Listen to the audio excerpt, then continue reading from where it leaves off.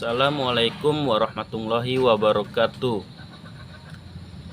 Alhamdulillahillazi anzala ala abdihil kitab wa lam yaj'al lahu iwaja. Asyhadu an la ilaha illallah wa asyhadu anna Muhammadan abduhu wa rasuluhu la nabi ba'da wa la rasuluh.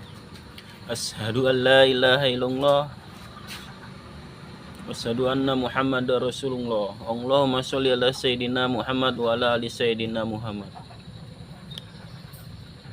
Perkenalkan, nama saya Dery Rahman, NPM 2021010175,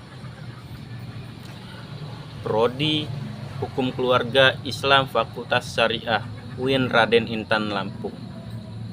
Baiklah, di sini saya akan menerangkan bangunan hukum Islam di Indonesia, filsafat hukum Islam, yang dosen pengampunya yaitu Bapak Hervin Yogi Pradikta MHI.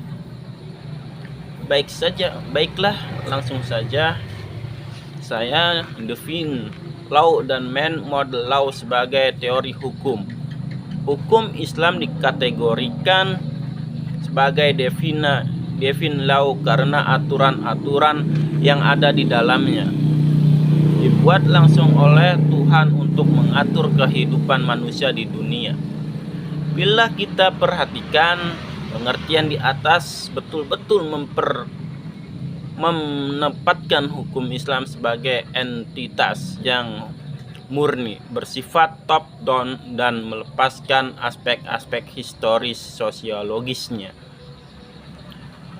Sebagaimana yang dapat kita pahami pula dari kutipan di atas, bahwa ini konsep hukum menurut usul fiqh pada dasarnya terletak di atas pandangan bahwa hukum itu bersifat keagamaan.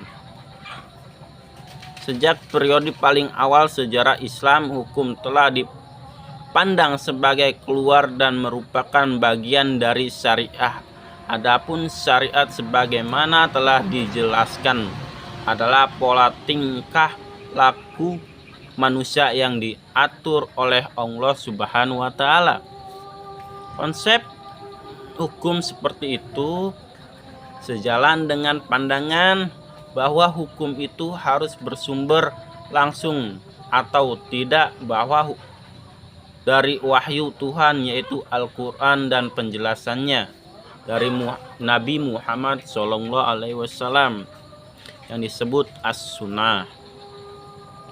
Bila kutipan di atas dikaitkan dengan politik, maka itulah yang disebutkan dengan nomokrasi negara Islam. Sifat nomokrasi negara Islam menunjukkan kepercayaan terhadap supremasi hukum suci yang menjadi sumber otoritas pemerintahan. Peraturan suci seperti secara inherent memiliki karakter supranatural dan yang luar biasa, supernatural and extraordinary character. Jadi ikatan-ikatan penyatuan antara agama dan negara dan supremasi hukum suci berasal dari kehendak Tuhan secara bersama-sama, menegaskan kembali kewibawaan kewajiban setiap hamba untuk taat kepadanya. Jadi bagaimana kewibawaan setiap hamba untuk taat kepadanya? Menurut Haduri, berpendapat warga negara Islam adalah hamba Allah dan hukumnya adalah hukum suci karena ia berasal dari Allah, tidak diterapkan oleh manusia. Hukum suci seperti itu adalah pasti benar dan manusia hanya bisa mematuhi karena Allah lebih mengetahui dari otoritas maupun terhadap kebutuhan hambanya. Dalam menerapkan hukum, manusia menyadari akan tujuan-tujuan agamanya. Karena itu, hukum dalam Islam memiliki karakter sebagai sebuah kewajiban religius. Pada waktu yang sama, ia juga memberi dukungan politik bagi agama Islam. Jadi, adapun perkembangan hukum Islam di Indonesia. Pada bagian ini kita akan mendiskusikan relevansi epistemologi hukum Islam Indonesia dengan pembangunan hukum Islam Indonesia dengan pembangunan nasional. Namun sebelum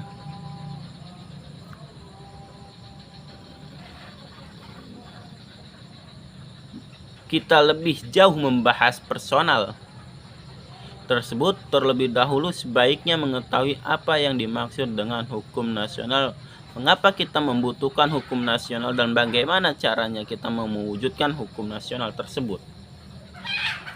Ya, di sini melalui penjelasan terhadap aspek-aspek inilah kita akan mengetahui relevansi epistemologi hukum Islam dengan pembangunan hukum nasional. Pembangunan hukum di Indonesia dalam rangka membangun sistem hukum nasional, pemerintahan menerapkan kebijaksanaan untuk memanfaatkan 3 sistem yang eksis living law di Indonesia. Jadi